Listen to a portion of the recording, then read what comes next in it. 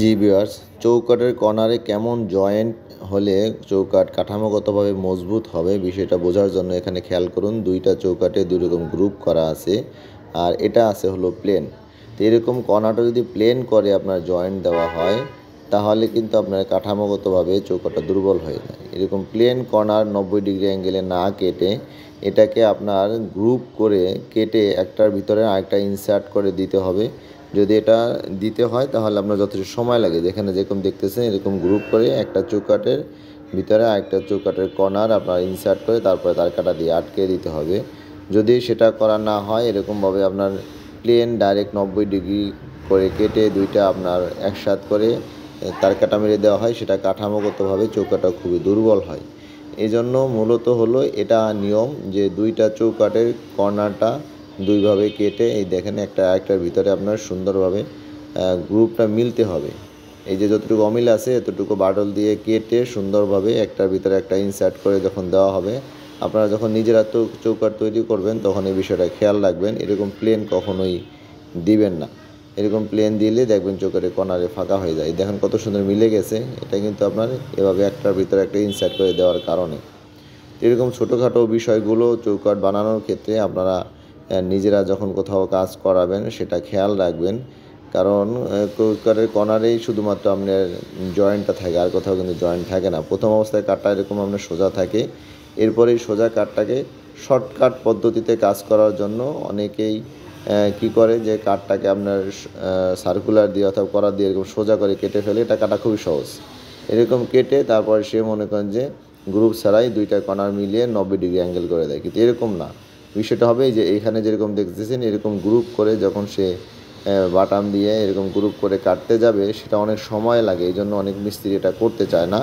আবার অনেকে কিছু টাকা সেভ করার জন্য এভাবে গ্রুপ না করে এরকম সোজা করে আপনার কেটে জয়েন্ট দিয়ে দেয়, এবং এটা করাও সহজ, এক্ষেত্রে সময়ও কম লাগে, মিস্ত্রিরাও খুশি হন। কিন্তু চৌকাঠের নিয়ম যেটা সেভাবে যদি জয়েন্ট দেওয়া না হয় কর্নারে আপনার মিলবে না, কর্নারে ফাঁকা দেখা যাবে, বা অনেক সময় চৌকাঠ লাগানোর সময় একটু আপ ডাউন হলে কর্নারটা আপনার ফেটেও যেতে পারে। তো এরকম আপনার ছোটোখাটো বিষয় অনেক সময় দেখা যায় যে একটা চৌকাঠের আপনারা যখন দাম করতে গিয়া দেখা যায় 200 টাকা না কমালে অর্ডার দিতেছেন না, তখন দোকানদার অনেক সময় ওইটা অর্ডারটা নিয়ে নেয়, কিন্তু সে জানে যে 200 টাকা 100 টাকা কোথা থেকে সেভ করতে হবে। অনেক সময় কালি ঠিকমতো না করে সেভ করে, আস্ত ঠিকমতো না দিয়ে সেভ করে, চৌকাঠের কর্নারে এরকম জয়েন্ট না দিয়ে সেভ করে। এবার বিভিন্নভাবে একটা কাজ থেকে আপনার সেভ করা যায়, কাঠের থিকনেস থেকে তো সেভ করা যায়। এরকম আপনার শুধু সেভের কথা চিন্তা না করে আপনি যে জিনিসটা কিনতেছেন মনে রাখবেন, একটা বিল্ডিং যতদিন থাকে একটা চৌকাঠও কিন্তু ততদিন প্রয়োজন। এই হিসাব করে আপনার চৌকাঠের কাঠামোগত দিক খেয়াল রেখে যাতে মজবুত হয় এবং কাঠটা টেকসই হয় সেই দিকে খেয়াল রাখবেন। 200 টাকা 500 টাকা এটার দিকে খেয়াল রাখবেন না এই কারণে, কারণ ব্যবসায়ী তো ব্যবসা করবে, সে যাতে আপনাকে সঠিক জিনিসটা দিতে পারে, আপনিও যাতে সঠিক জিনিসটা পেতে পারেন, এতটুকু আপনাকে মানসিকতা রাখতে হবে। এরপর যদি কেউ আপনার টাকা নিয়ে আপনাকে ভালো জিনিস না দেয় এটা তার ব্যবসায়িক অসততা। কারণ সততার সাথে যারা ব্যবসায়ী করে তারা সেটা কখনোই করতে পারবে না। টাকা নিয়ে সঠিক জিনিস আপনাকে অবশ্যই সে দিতে বাধ্য এবং সে দিবে, এভাবেই তার ব্যবসা বৃদ্ধি পাবে।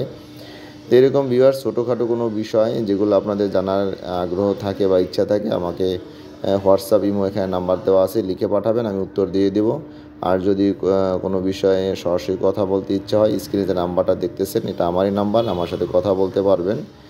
আমাদের অধিকাংশ কাস্টমারই অনেকেই দেশ বিদেশে বিভিন্ন জায়গা থেকে ভিডিও দেখে আমাদের অর্ডার দিয়ে দেন, ব্যাংকে টাকা পাঠিয়ে দেন, আমরাও গন্তব্যে তাদের চৌকাঠ দরজা পাঠিয়ে দিই। এই জন্য এরকম কাজ থেকে ভিডিওগুলো করে ছোটোখাটো বিষয়গুলো আমরা বোঝানোর চেষ্টা করি যাতে ভিডিও দেখেই আপনি একটা সিদ্ধান্ত নিতে পারেন। এবং বাইরে এরকম কিন্তু গ্রুপ যে কাটা কিনা এটা কিন্তু বাইরে জয়েন্ট দেখলে এরকমভাবে বুঝতে পারবেন যে হয় চৌকাঠটা গ্রুপটা এভাবে কাটা হয়েছে।